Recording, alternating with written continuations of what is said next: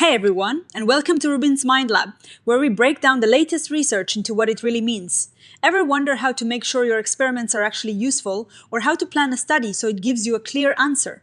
That is a big question in science, and today we're diving into a cool new tool that helps researchers do just that, without all the guesswork. This paper is all about something called BayesPower, which sounds pretty technical, but at its heart, it's a user-friendly software that helps scientists plan their studies smarter, especially when they're using something called Bayesian hypothesis testing. Now, I know that sounds a bit daunting, but stick with me, because the goal here is to design studies that are more efficient and give us more reliable results. So, what is the big deal with planning studies? Well, imagine you are trying to figure out if a new teaching method helps kids learn math better. You could run a small test. But what if you just got lucky and the few kids you tested happened to be really good at math already? Or what if you got unlucky and they were having a bad day? That is where something called power comes in simple terms. Statistical power is like the chance that your study will actually detect an effect if there really is one. If your study doesn't have enough power, you might conclude there is no difference when in reality there is, and that's a bummer, right? Traditionally, figuring out the right number of people to include in your study or how to design it so it has good power often involves a lot of complex calculations, sometimes using computer simulations. These simulations can take a long time and can be a bit tricky to get right. Think of it like trying to guess how many times you'd need to flip a coin to be really sure it is a fair coin.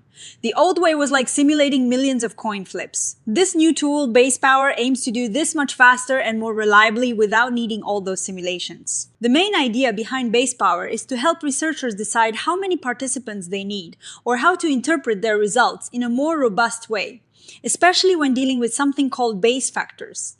A Bayes factor is a way to compare two competing ideas or hypotheses.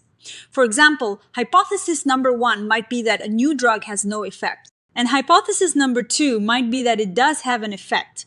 The Bayes factor tells you how much more likely the data you collected is under one hypothesis compared to the other. So the researchers here developed this R package called BayesPower, which has a user-friendly, shiny interface. Think of it like a slick online application where you can plug in some information about what you expect or what you've already found, and it spits out the optimal sample size or power for your study.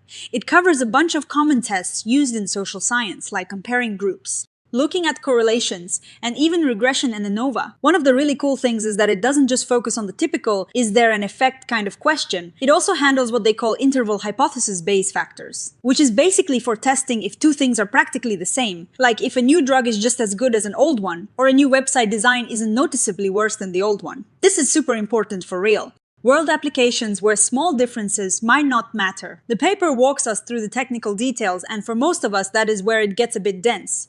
But the core idea is that they use mathematical methods and algorithms to directly calculate these power and sample size values, rather than relying on those time-consuming simulations.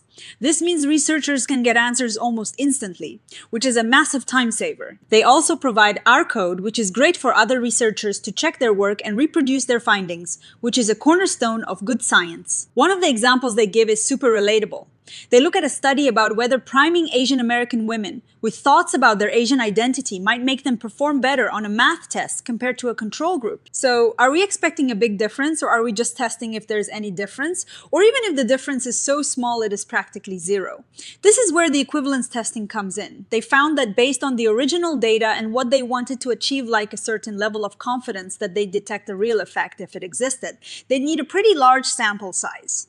Around 444 people per group. For a future study, that's a lot of people, but it shows how important it is to plan ahead. Then they look at another interesting one about whether a president's height is associated with their popular vote.